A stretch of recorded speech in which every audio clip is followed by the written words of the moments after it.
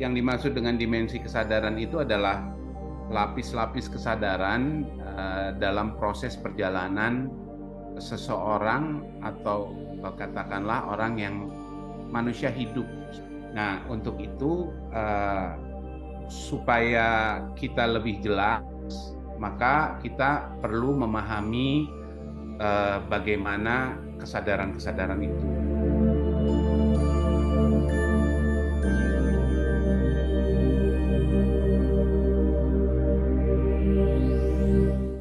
Salam sinkronisasi dan harmoni, harmoni diri dan harmoni semesta. Ketemu lagi dengan channel Intersoul.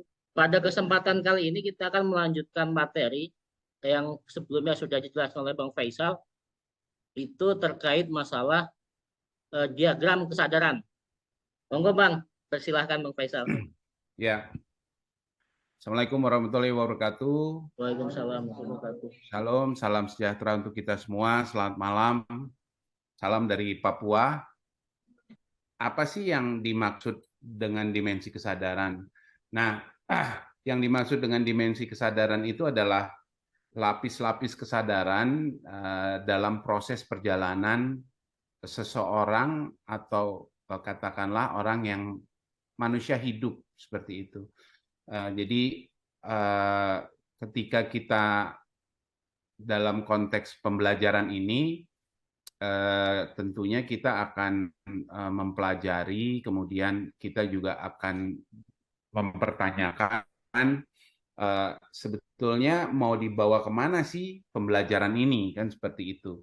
Nah, untuk itu supaya kita lebih jelas, maka kita perlu memahami bagaimana kesadaran-kesadaran itu. Pada prinsipnya, kesadaran itu dibagi menjadi dua kelompok besar.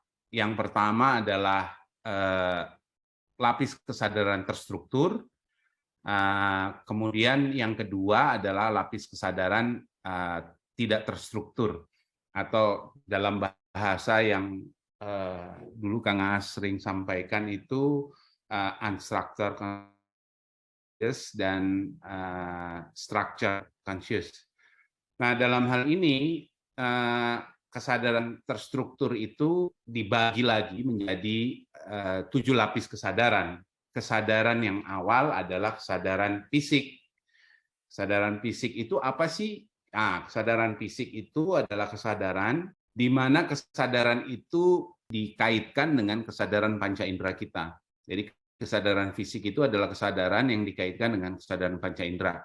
Jadi kita akan melihat itu ada karena kita melihat ada. Kita akan melihat itu kesadaran kita mendengar sesuatu, maka kita akan mengatakan itu ada suara, seperti itu. Kita melihat semua kebenaran itu berdasarkan kesadaran akan keberadaan yang terlihat dari panca indera kita. Nah, itu yang disebut sebagai kesadaran fisik. Kalau umpamanya kita itu melihat sesuatu, mendengar sesuatu, meraba, itu kebenarannya itu dari apa yang kita lihat, apa yang kita dengar, apa yang kita rasa, apa yang kita cium, seperti itu. Jadi kita akan mengatakan itu ada atau keberadaan itu ada, itu karena didasarkan oleh panca indera kita, seperti itu. Nah, itu yang disebut sebagai kesadaran fisik. Yang kedua itu kesadaran eterik. Kesadaran eterik itu jadi tubuh kita itu kan punya medan energi.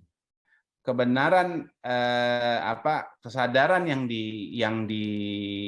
ada pada posisi seperti ini adalah kesadaran yang didasarkan pada konteks medan energi kita. Jadi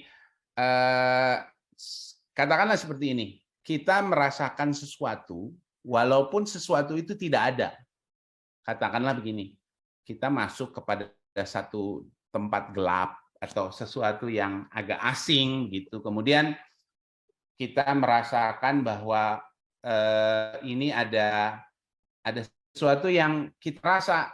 Nah, itu sebetulnya medan energi kita sedang berkomunikasi dengan lingkungan sekitarnya. Seperti Jadi merinding katakanlah gitu Bang ya kalau masuk tempat-tempat angker gitu Bang. merinding gitu loh.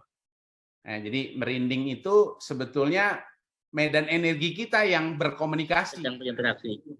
Ya, jadi medan energi kita yang berkomunikasi. Semakin power kita kuat, semakin biofieldnya, pancaran aura kita itu semakin Luas, lebar. luas, semakin luas, semakin lebar. Nah, maka semakin luas juga daerah yang akan katakanlah terkomunikasi dengan kita. Daerah akan semakin luas daerah yang terkomunikasi. Jadi kalau kita sudah lebih terlatih dalam latihan senam, latihan meditasi seperti itu, kita masuk ke lingkungan tertentu, kita sebetulnya bisa mengembangkan medan energi kita. Katakanlah kalau kita berlatih meditasi 2 jantung kan kita biasa untuk bayangkan energi kita melingkupi satu rumah, atau bayangkan energi kita melingkupi satu wilayah. Nah, ketika energi itu melingkupi satu wilayah, sebetulnya energi itu akan berkomunikasi dengan wilayah tersebut. Maka hal-hal yang ada dalam lingkungan tersebut akan terkomunikasikan. Jadi baik itu kita melihat ataupun tidak melihat, baik itu kita mendengar atau tidak kita dengar, tapi ketika kita mengembangkan energi, maka dia akan berkomunikasi seperti itu. Maka di satu titik ini kita merasakan bahwa di sini ada daerah, ada hal tertentu, ada situasi tertentu, ada rasa tertentu ketika kita mengembangkan medan energi tersebut.